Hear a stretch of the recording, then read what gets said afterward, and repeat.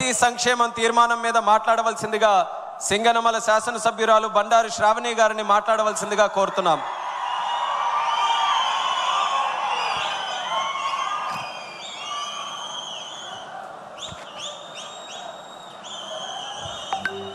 వేదికను అలంకరించిన పెద్దలు, పూజ్యులు, తెలుగుదేశం పార్టీ అధినేత, మన ప్రియతమ నాయకులు, రాష్ట్ర ముఖ్యమంత్రి వర్యులు శ్రీ నారా చంద్రబాబు నాయుడు గారికి, మన యువనేత కార్యకర్తల కోసం నిరంతరం శ్రమిస్తున్న మంత్రివర్యులు నారా లోకేష్ అన్న గారికి, అలాగే వేదిక మీద ఉన్న పెద్దలు, వేదిక ముందు ఉన్న తెలుగుదేశం పార్టీ కుటుంబ సభ్యులు అందరికీ కూడా నమస్కారాలు తెలియజేస్తా ఉన్నాను. ఈరోజు ఇంతటి గొప్ప మహానాడు వేదికలో ఎస్సీ సంక్షేమం గురించి మాట్లాడడం నా అదృష్టంగా భావిస్తా ఉన్నాను. దళితుల బాంధవుడిగా మన అన్న ఎన్టీఆర్ గారైతే దళితుల అభివృద్ధిని 27 పథకాలతో దేశంలో ఎక్కడ లేని విధంగా చేసిన మహానుభావులు మన అధినేత చంద్రబాబు నాయుడు గారు, తెలుగుదేశం పార్టీ. ప్రతి దళిత వాడలో కూడా సిమెంట్ రోడ్స్ వేసి మంచినీటి వసతులు కల్పించిన మన యువనేత, మన అన్న నారా లోకేష్ అన్న గారు, తెలుగుదేశం పార్టీ. భూమి లేని నిరుపేదలైన దళితులకు భూమి కొనుగోలు చేసి రైతులుగా మార్చి సమాజంలో గౌరవం కలిగించిన మన తెలుగుదేశం పార్టీ.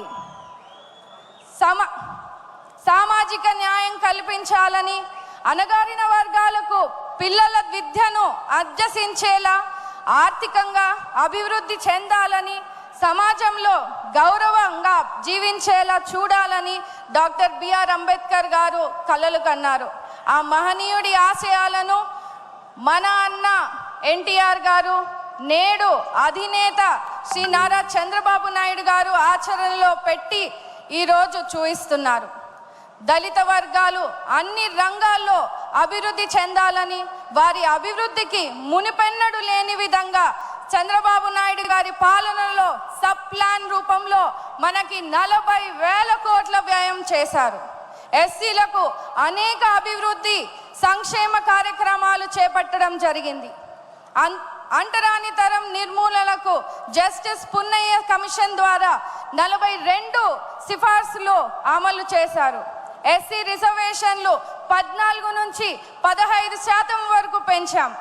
బెస్ట్ అవైలబుల్ స్కూల్స్ని ఏర్పాటు చేశాం.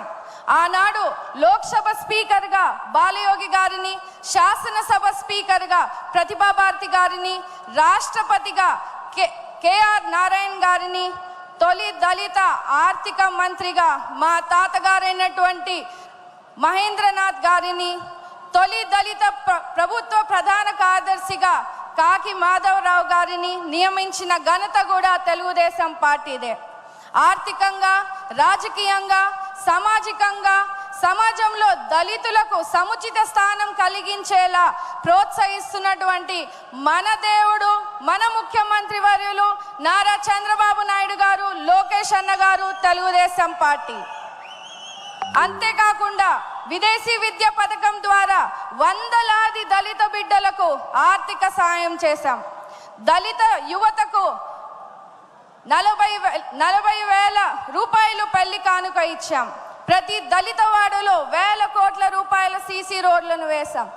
ఇన్ని మంచి పనులు, ఇన్ని మంచి స్కీమ్స్ని మన దళితులకి అభివృద్ధి చెందేలా చేస్తే జగన్మోహన్ రెడ్డి గారు అధికారంలోకి వచ్చాక ఇవన్నిటిని కూడా నిర్వీర్యం చేశారు.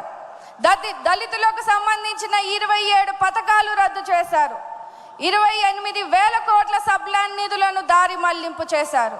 ఎస్సీ కార్పొరేషన్లు నిర్వీర్యం చేశారు.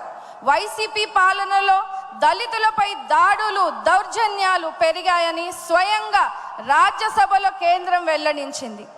అందుకే రాష్ట్రంలో ఉన్న అన్ని దళితులందరూ కూడా ఒక్క మాటగా చంద్రబాబు నాయుడు గారిని మళ్ళీ ఈరోజు ముఖ్యమంత్రి చేసుకున్నారు.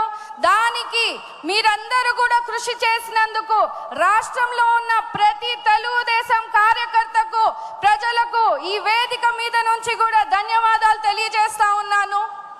మరి ముఖ్యంగా ఎస్సీ వర్గీకరణ చేసి దళితులకు ఆపద్బాంధవుడిగా నిలిచారు.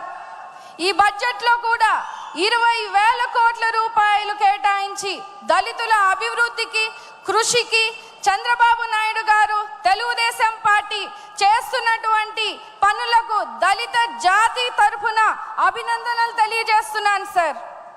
అప్పటికి ఇప్పటికీ ఎప్పటికైనా కూడా దళితుల కోసం, దళిత సంక్షేమం కోసం, అభివృద్ధి కోసం కేవలం తెలుగుదేశం పార్టీ మన ముఖ్యమంత్రి నారా చంద్రబాబు నాయుడు గారితోనే సాధ్యమని కూడా ఈ సందర్భంగా మీ అందరికీ కూడా తెలియజేస్తూ ఈ తీర్మానాన్ని బలపరచడానికి ఈ గొప్ప అవకాశాన్ని నాకు కలిగించినటువంటి తండ్రి సమానులైన చంద్రబాబు నాయుడు గారికి, లోకేష్ అన్న గారికి, సింగనమల నియోజకవర్గ కార్యకర్తలకు, ప్రజలకు, ప్రతి ఒక్కరికి కూడా ధన్యవాదాలు తెలియజేస్తా ఉన్నాను. జోహార్ అన్న ఎన్టీఆర్, జై తెలుగుదేశం, చంద్రబాబు నాయుడు గారి నాయకత్వం, లోకేష్ అన్న గారి నాయకత్వం, జై భీమ్.